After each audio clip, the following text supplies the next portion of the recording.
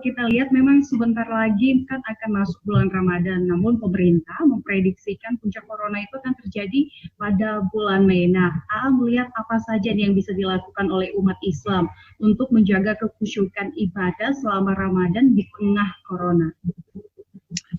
Ya, akhirnya Allah memberikan kesempatan kita mengamalkan ibadah ini dengan suasana yang khusus, ya, suasana yang ada dalam wabah.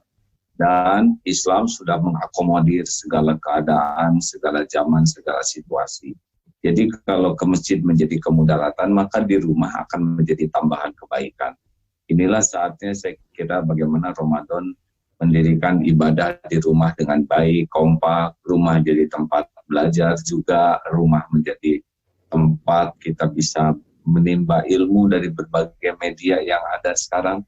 Jadi kalau diperkirakan masih ada di bulan Mei ini, maka Ramadannya kita laksanakan di rumah. Tarawih di rumah.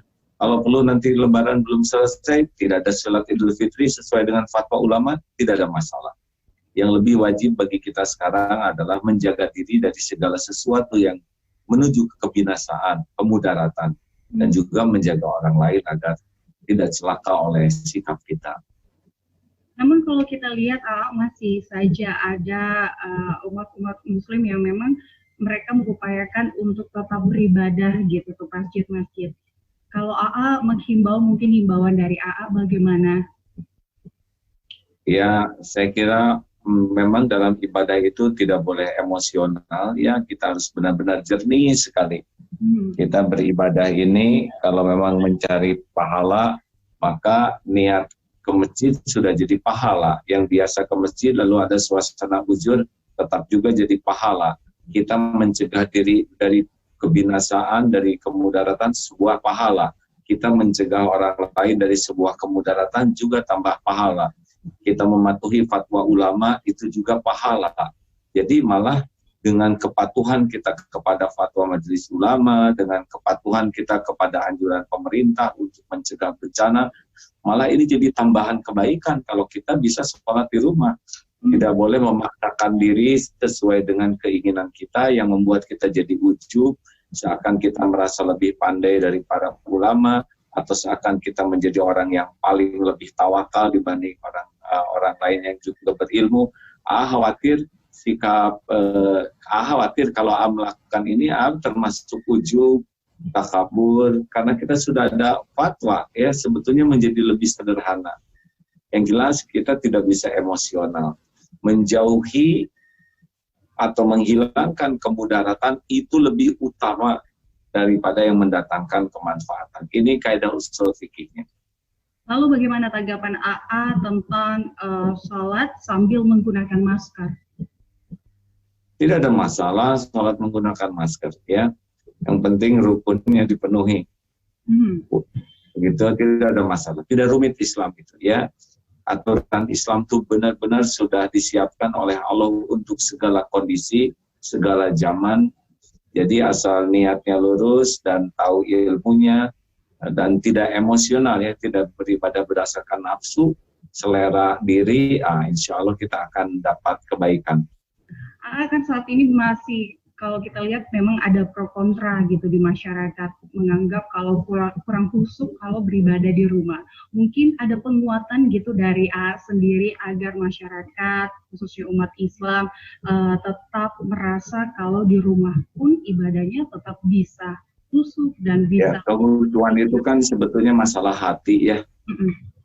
Walaupun ke masjid, kalau hatinya kurang khusyuk, ya tidak didapat juga. Kehusuan itu adalah karena orang yakin kepada Allah, Allah Maha melihat, Allah Maha dekat, dan Allah sekarang menciptakan suasana seperti ini. Mungkin Allah menginginkan kita ibadah di rumah supaya bisa, yang kalau para ahli masjid pasti jarang untuk berada di rumah bersama-sama dalam 5 waktu. Nah, Allah sekarang memberi kesempatan berada di rumah. Tahajud juga bisa lebih khusyuk, dan apalagi biasanya orang kalau dalam tekanan itu kan berharap ke Allahnya lebih tinggi lagi. Allah tidak hanya ada di masjid pertolongannya itu, ya. Allah tuh wa ma'akum aina ma kuntum, dan dia bersamamu dimanapun kau berada.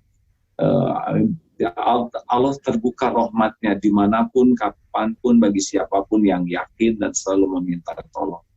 Yang Allah tolong itu adalah yang bersih hatinya dan yang paling benar amalnya, bukan selera kita. Ya, tapi alhamdulillah kita lihat rujukan para ulama senior di Mesir, di seluruh penjuru dunia ini, fatwa para ulama ya begitu.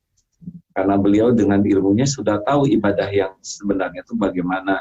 Nah, jangan sampai kita merasa benar ibadah dengan keterbatasan ilmu kita, atau dengan ada sesuatu di hati kita yang justru itu mungkin jadi penghalang diterimanya ibadah kita. Nauzubillah.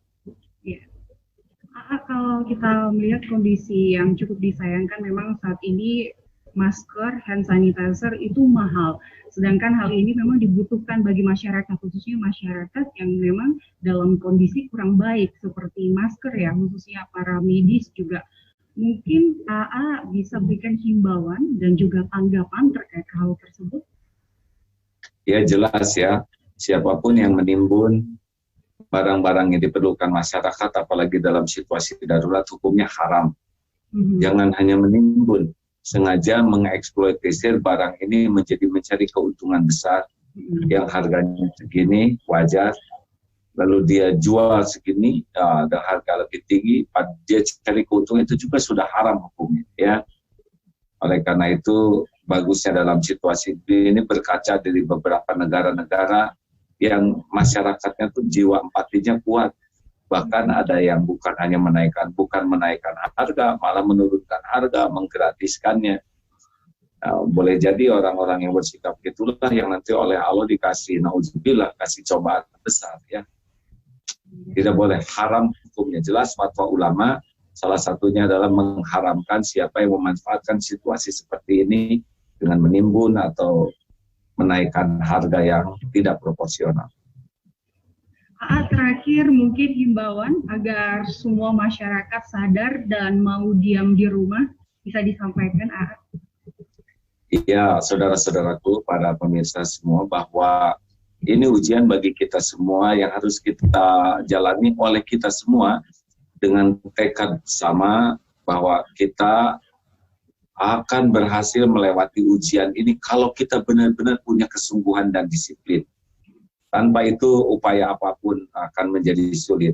Yang paling berbahaya adalah kalau kita tidak disiplin, kita bisa membawa bencana kepada orang lain, membawa bencana kepada keluarga, kepada anak-anak, dan ini adalah sebuah kezaliman yang sangat besar. Tetapi dengan kita memberikan physical distancing ini lebih banyak di rumah, kalaupun keluar sangat darurat, dan itu pun sangat jaga jarak 2 meter, kemudian dia pun tertib, tidak memasuki kerumunan, selalu sibuk membersihkan dirinya, tangannya dengan sabun, tidak menyentuh wajah, dan disiplin sekali. Di samping itu di rumah juga dikuatkan ibadahnya, ya, apa yang selama ini dilakukan, dan sekarang ditambah ibadahnya, sholatnya ditambah, baca Qur'annya ditambah, zikirnya ditambah, doanya ditambah. Allah Maha melihat ini, kegigihan kita menyempurnakan syariat, kegigihan kita meminta tolong kepadanya, mudah bagi Allah untuk memadamkan ini. Karena Allah lah yang maha kuasa menolong kita semua. Jangan terlalu sibuk kepada syariat, tapi tidak mau sholat, tidak mau doa, itu kesombongan juga. Kalau itu yang terjadi, itu musibah bisa lebih banyak. Tapi hanya sibuk doa, tapi tidak menjalankan syariat, itu juga kesombongan juga. Karena yang dicontohkan dalam Islam adalah yakin kepada Allah 100%, tidak berbagi keyakinannya, tapi juga sempurnakan syariatnya 100%, pol-polan. Sehingga insya Allah Allah melihat kita ikhtiar lahir batin, semoga inilah yang mendatangkan pertolongan. Amin ya rabbal alamin. Mungkin melalui JAK TV boleh untuk mohon dipimpin doa kepada semua masyarakat dan juga yang saat ini memang lagi dalam kondisi untuk melawan virus corona. Baik, Allahumma salli ala Sayyidina Muhammad wa ala alihi wa ashabihi ajma'in. Ya Allah, ya Hayyu ya Qayyum, bi rahmatika nastaghits. Na'udzu bi kalimatillahi tammati min syarri ma khalaq. Bismillahilladzi la yadurru ma'asmihi syai'un fil ardi wa la fis samaa'i wa huwas samiul 'alim. Ya Allah, bismillah tawakkalna 'ala Allah, la haula wa la quwwata illa billah. La ilaha illa anta subhanaka inna kunna minaz zalimin. Duhai penguasa langit dan bumi yang maha gagah, maha perkasa, segala-galanya ada di dalam genggaman, ya Allah.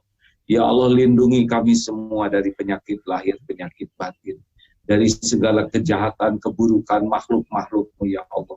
Ya Allah, angkat segala wabah ini. Engkau maha kuasa atas segala-galanya. Innaka ala kulli syai'in qadir. Rabbana la tu'akhidna in nasina aw akhtana. Rabbana wa la tahmil alaina isran kama hamaltahu 'alal ladzina min qablina. Rabbana wa la tuhammilna ma la taqata lana bihi. Wa'fu 'anna ya Allah waghfir lana warhamna anta maulana ya arhamar rahimin. Fansurna 'alal qaumil kafirin. Ya Allah, hanya Engkaulah penolong kami. Hasbunallah wa ni'mal wakil. Ni'mal maula wa ni'man nasir. Rabbana atina fid dunya hasanah wa fil akhirati hasanah wa qina adzaban. Amin ya Allah ya rabbal alamin. Alhamdulillah. Terima kasih. Mudah-mudahan ada hikmahnya. Informasinya Ya, kuatkan ibadahnya ya. Ya, semoga dan keluarga juga sehat selalu. Dan pemirsa, amin, terima kasih. Perbincangan kami dengan Agim terkait sosialisasi penanganan virus corona, dan kami akan wawancarai sejumlah narasumber lainnya, dan tetaplah bersama kami di Suara Jakarta.